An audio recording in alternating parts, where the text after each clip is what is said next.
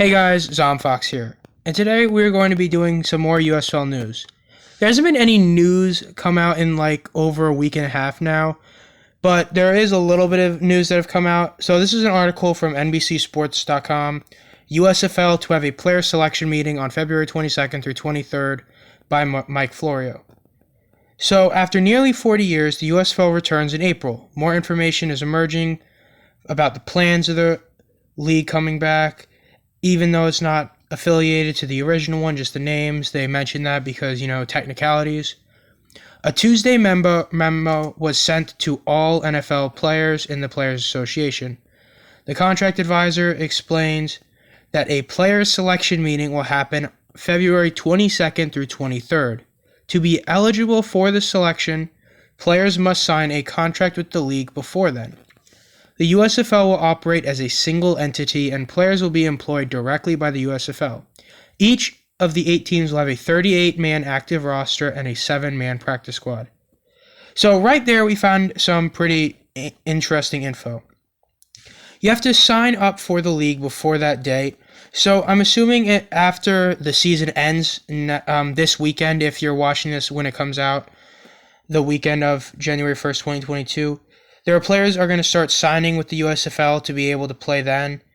And then when the league is about to come, there'll probably be more. But I think what's more interesting is we found out how many players are going to be in the roster. A 38-man active roster is a bit less than the NFL, which is like a 52-man roster, or 56. And the practice squad being 7 men is about the same as the NFL. So overall, there's going to be less players in each team, which makes sense as there's a lot less games.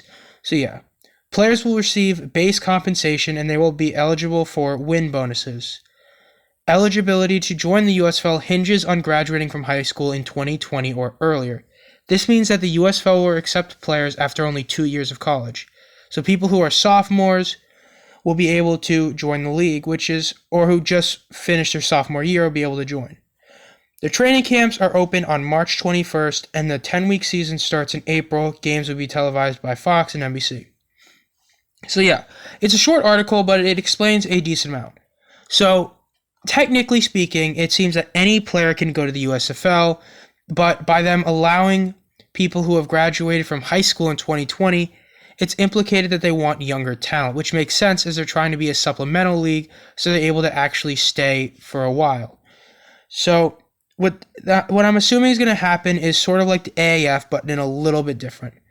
Just like the AAF and XFL, you're going to have a bunch of like backup third-string players who are decent and want their shot are probably going to sign with the USFL. And then the difference is you're going to have a lot of young players join as well. Guys who don't want to play in college or who don't like it are going to be able to go and play there. I think it's pretty cool. But yeah, this is pretty much the only news that have come up recently. So we'll find out about the player selection meeting late February.